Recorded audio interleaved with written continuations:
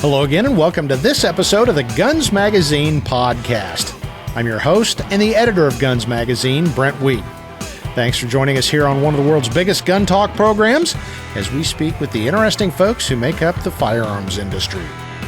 Well, I've got a good one for you today. I called up Will Dabbs, MD, and we talked about some of the crazy stuff, literally, that goes on in the ER and on the streets. My goal here was to help folks understand the role of mental health in violence and especially in mass shootings. So we're going to talk about that in a moment. Make sure you hit the like and subscribe button while we're doing that. And here's a quick word from our great sponsor, Riton Optics. This is where we go to feel alive. This is primal. This is where we go to train. This is Tactix. This is where we take it all the way. This is Conquer. This is who we are. This is what we do. This is Right On.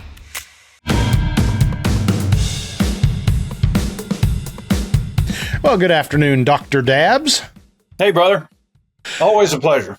Well, it is always my pleasure to talk to you. We haven't had you on for a couple of months, but you always have the greatest stories. And this one today this topic is related to a story that will be coming out in the October issue of Guns Magazine. It's your column called Shooters RX.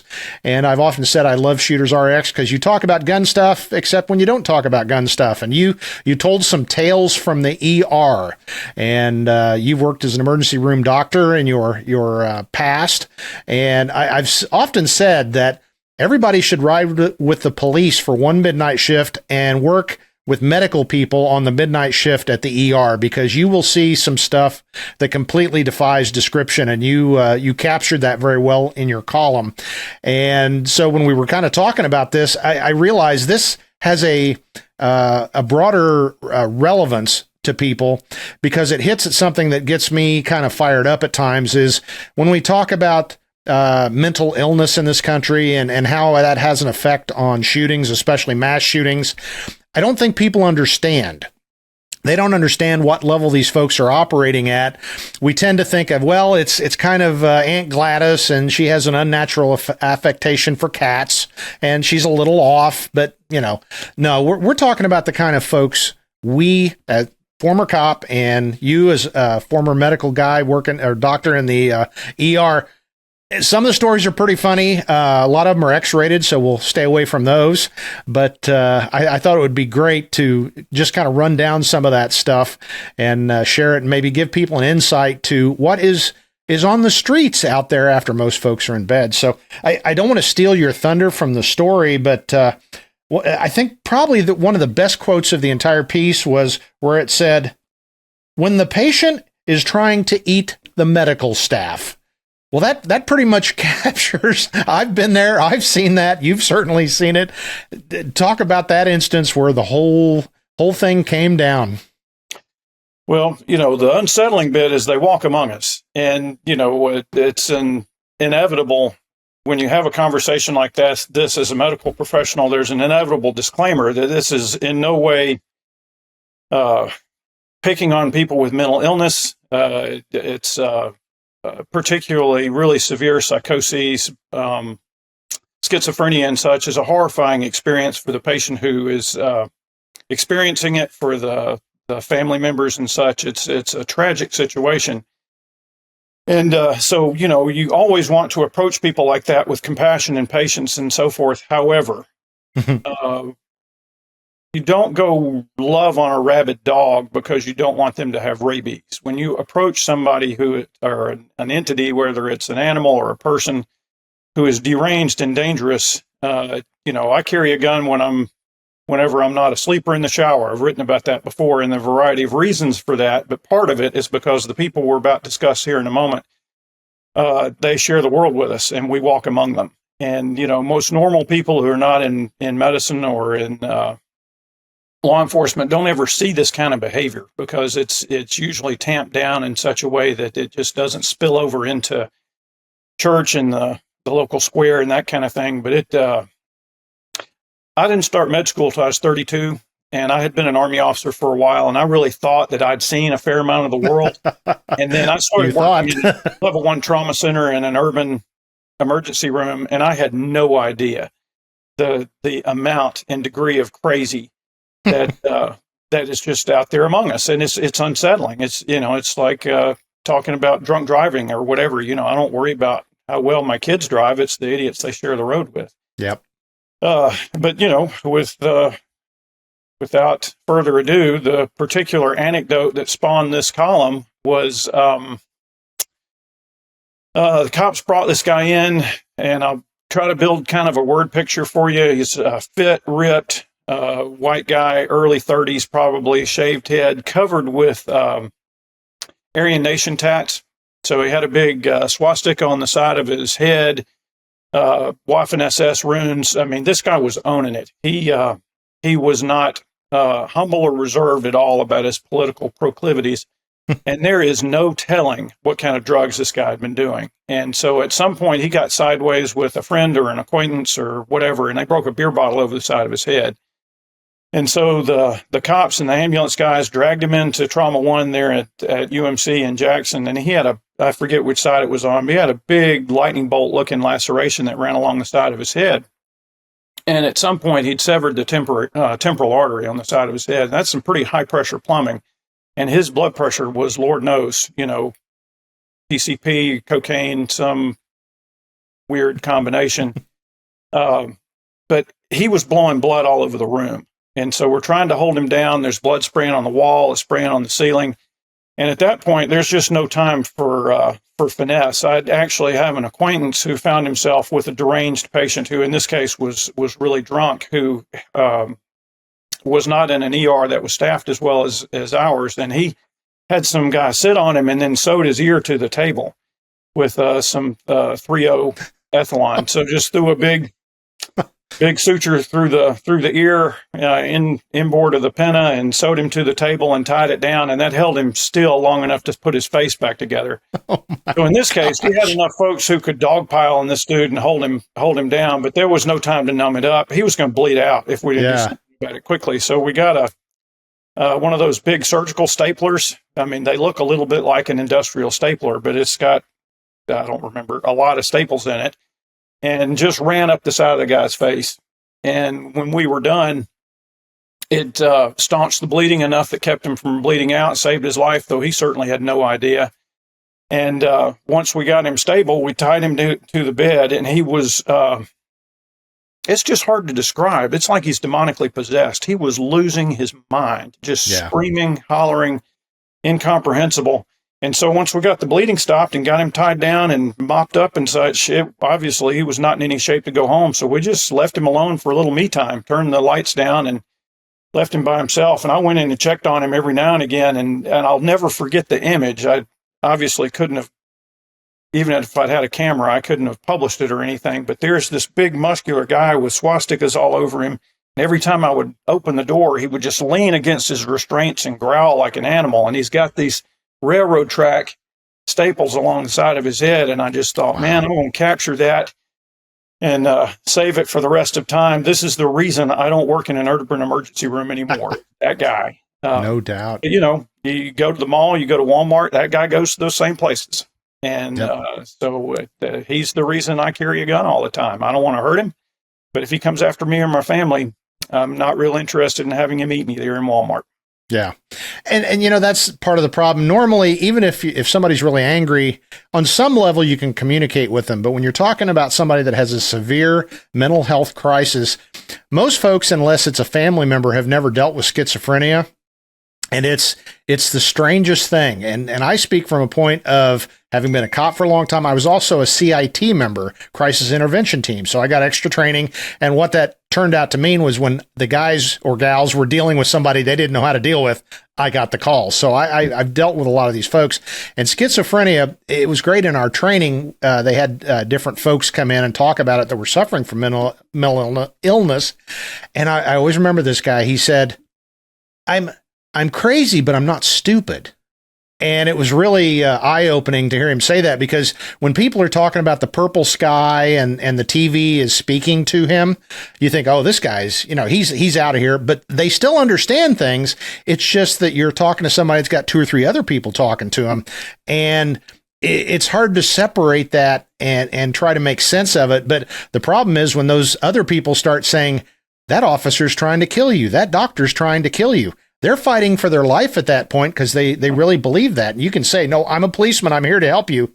It doesn't matter. If there's somebody in there saying he's trying to kill you, you need to do something. And that's hard for folks to understand a lot of times unless they've seen it.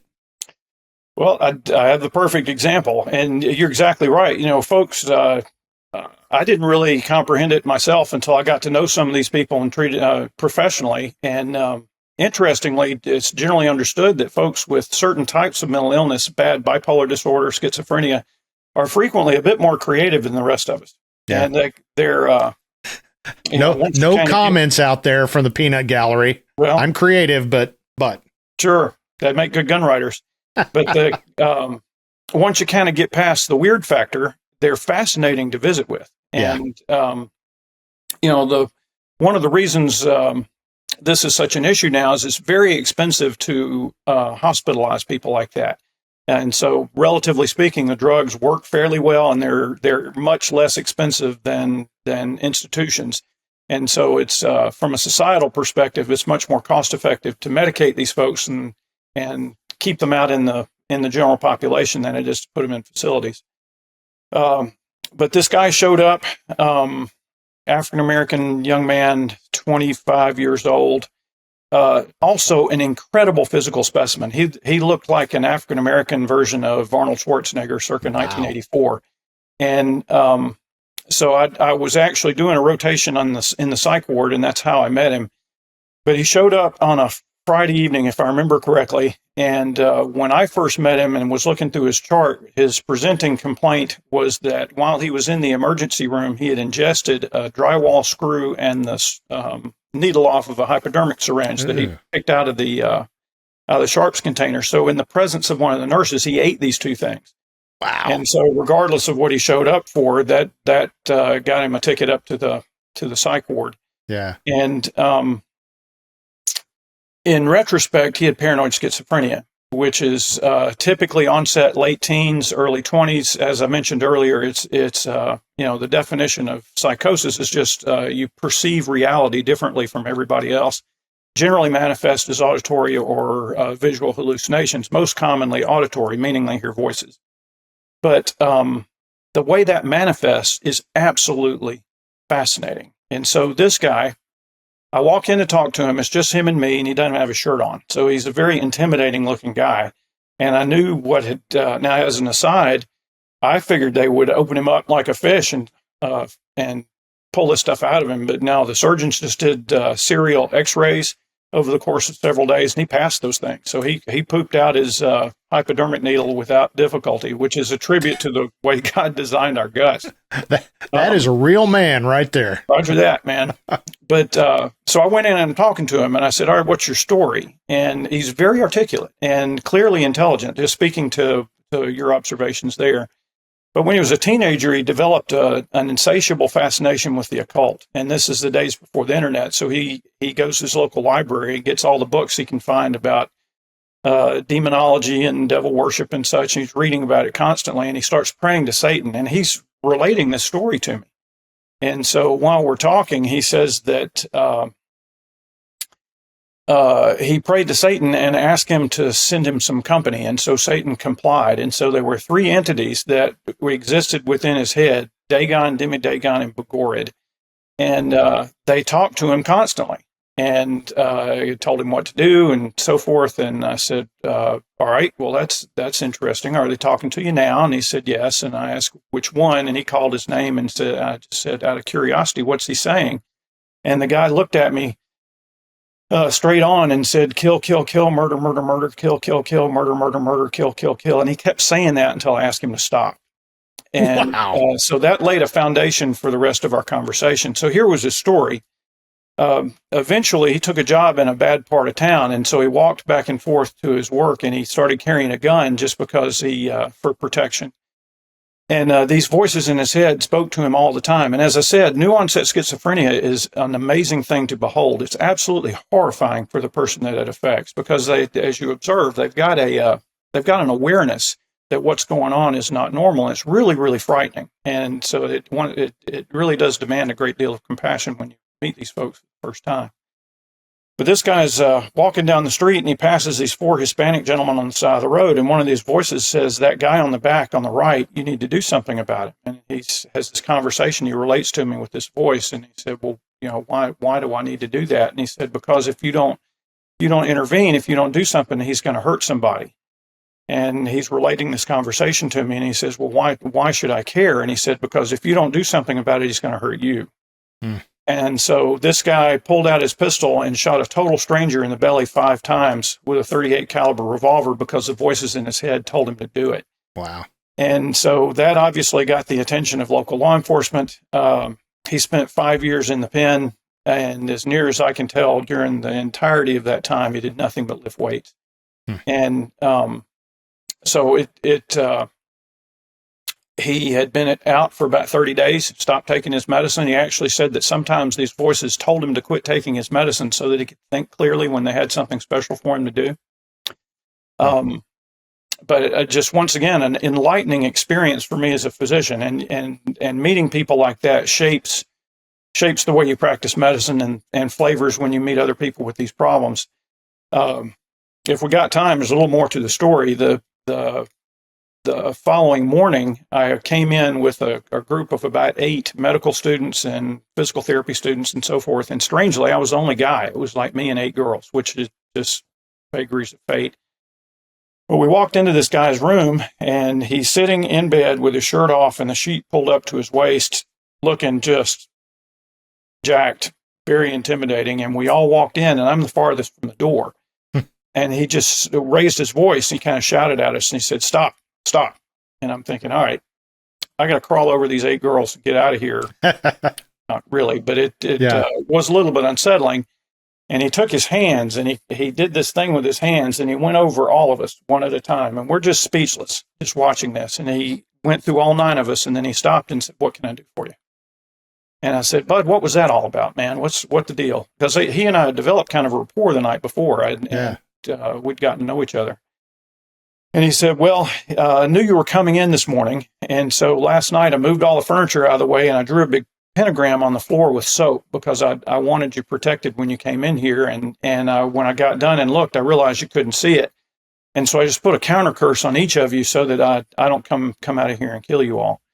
And I told him how much I appreciated it, and inwardly thought maybe, an extra counter curse wouldn't be all that bad if you had to get spares. But we got him stabilized on his meds and sent him home, and I've never heard from him again. Wow. But you and I share the world with him. And once again, super nice guy once you get to know him, but he would flat out kill you and not know he'd done it. Yeah. Well, you bring up a facet that we always dealt with on the street is, and we call it the crazy strength. They've got that crazy strength. And I've had small people, men and women, I'm a fairly stout individual, and they'd pick me up one-handed. It's like, oh boy. And you couple that with, generally, if they're having a breakdown of some kind, they don't feel pain. So there was nothing, in hindsight, this doesn't sound very politically correct, but we'd get a new officer try to use pain compliance on these folks, and they just literally laugh or shrug it off. And it's like, sure. No, I mean, that's the bad part, is if you're fighting somebody like that, and I've been in a number of these scraps, you either got to get lucky and somehow get them at a disadvantage and get them secured, or you have to hurt them. And it's a scary thing. And in one case, I was with somebody that I've known virtually my entire life. I would call him a friend at one point, and he was having a break from reality. And normally I was the guy when he'd end up in the ER all the time, because nobody knew what to do with him when he was having these breakdowns. So I happened to meet him on the front step of his house, and it was snowing and very cold. And in fact, it was so bad that we had borrowed trucks from like the street department, parks department, to patrol in, because the patrol cars couldn't get through. So I happened to get there, and I know my backup's a long way away, and I greet him walking up. It's freezing cold. I mean, if I remember, it was like in the teens. He's standing there with just a pair of shorts on. That's it. And hey, what's going on? And he goes, you need to get away from me. And I thought, oh boy, of all my interactions I've had with him, we've never gone that direction. And it turns out he didn't even recognize me at all. And, but it was so weird. He was, and this was a common theme with him. He really didn't like guys, and the voices would tell him that guys are trying to hurt you and kill you. And it got to the point where even the people he knew were in the same category, but women he was fine with. So I had a female officer. I'm trying to, forestall this inevitable fight, and a female officer walks up and, gets there pretty quick because they can tell it's going to be a fight. And he's like, oh, hi. And then, yeah, we need to take you to the hospital. Okay.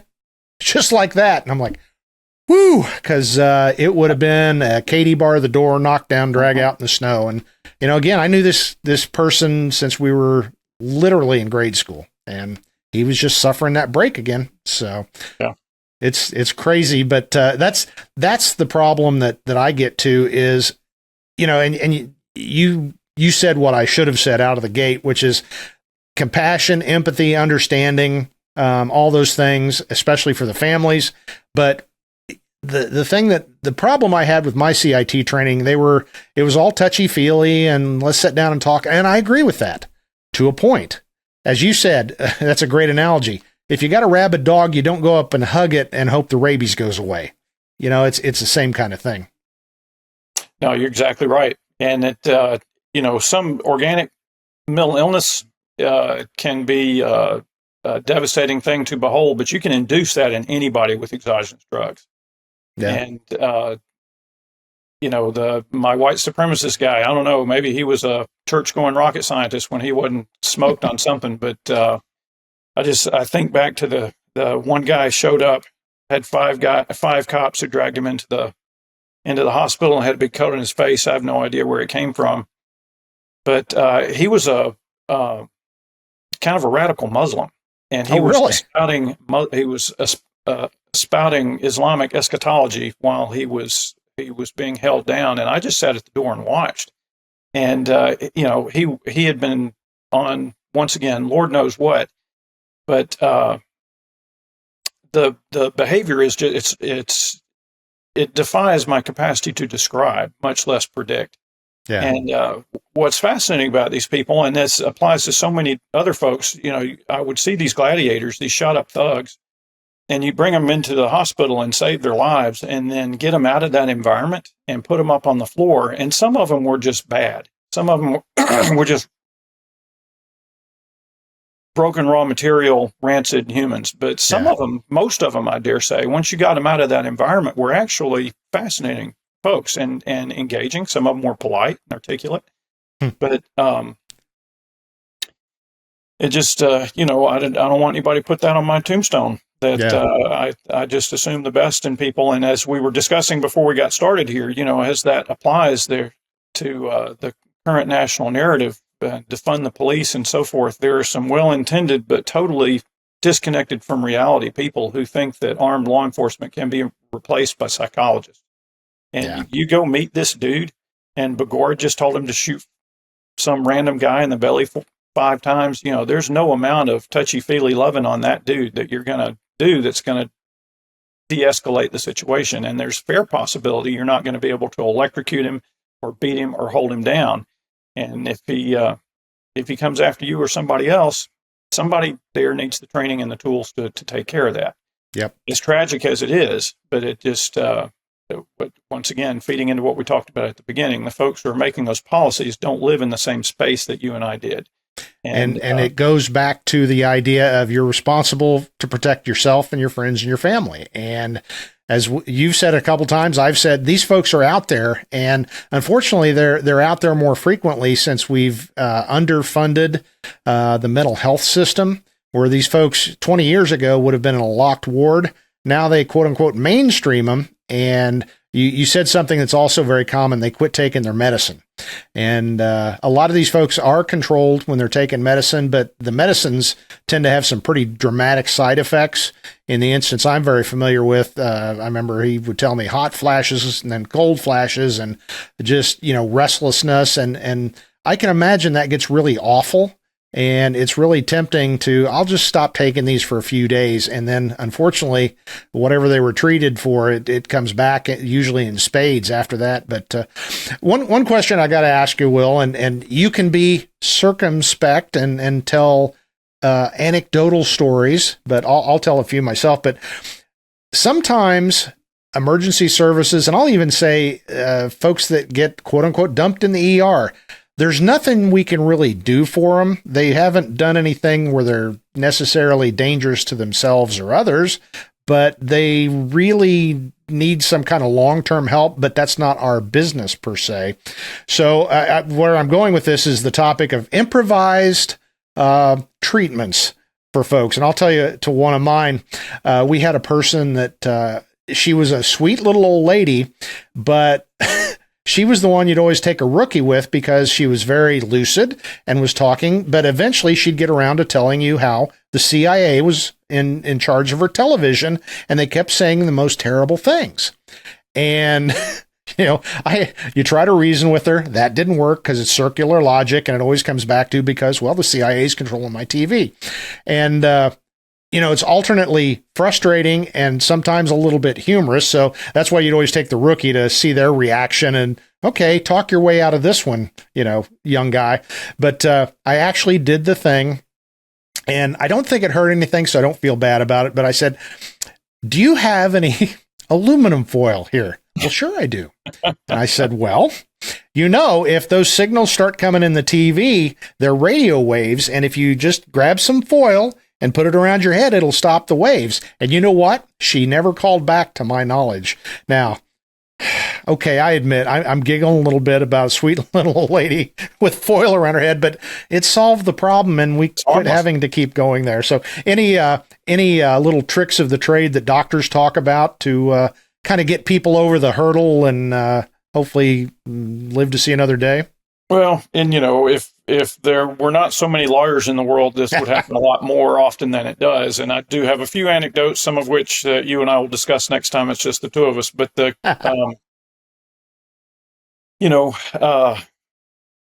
saw a guy who came in with schizophrenia who was off his meds, who was convinced that someone had gotten into his truck and put nerve gas on his seat of his truck. And so he's a nerve agent, and he was adamant about this, that somebody had put nerve agent on his seat, and he wanted me to check him for it. And that's the reason he came to see me, is I want a blood test to determine what kind of nerve agent, nerve gas that somebody put on his seat. And I tried to kind of reason with him. It became obvious that we were not going to go anywhere with that. And so I said, sure. I asked him some inane question. Do you sometimes feel tired? Well, everybody feels tired. And so if you put fatigue in the chart, the insurance will pay for a general health profile. And so I said, yeah, well, I'm going to draw some blood on you, and I'm going to check you for nerve agent, and I'll get back with you, and I'll tell you if you've been poisoned with nerve gas or not. And he left happy. He was thrilled. And so, when I called him back and said his liver and kidneys were fine and his test was negative for nerve gas, that put the problem to bed, even though, to my knowledge, I could not have ordered an actual test for nerve gas. And you didn't lie to the gentleman. His blood came back fine, and he didn't have any nerve agent on board that you knew of. Nor did I mislead his insurance company, which is just as important. But yeah, there was one of the guys in my med school class jokingly said he was never going to practice medicine. He had been a pharmacist before medical school, and he said when he finished med school, he was going to start a drug company, and he was going to bulk buy Tic Tacs and a bunch of spray paint. He was going to spray paint Tic Tacs various colors, and he actually made a list, and he was going to have placebo antibiotics called Placebax or placebomycin. He was going to have a placebo antiviral called Placebovir.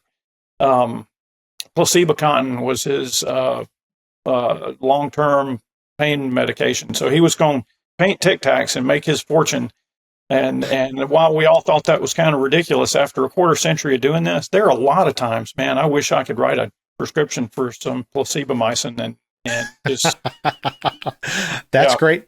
Well, I got to admit, I kind of thought of the same thing at one point. I thought if I get a handful of sweet tarts and I can take 2 of these orange ones, and they're pretty tasty actually, and then take a blue one, that probably would have solved the problem. But when you look down at a sweet tart, it'll say like saucy and happy, and Could even make the problem worse. Exactly. Well, that and the whole, were you prescribing medication?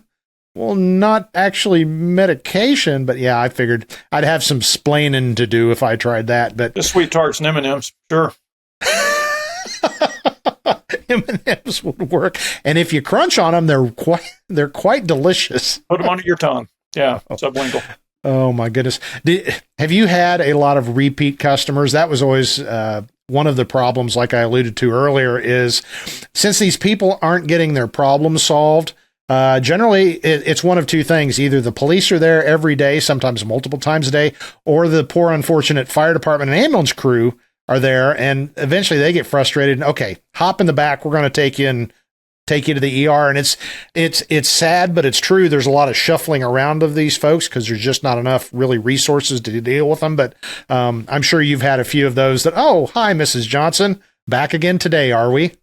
Yeah, back then in a sizable town and in that environment, I didn't have the continuity of care that I've got in a small town in Mississippi. I see the same folks for 20 years now. Yeah.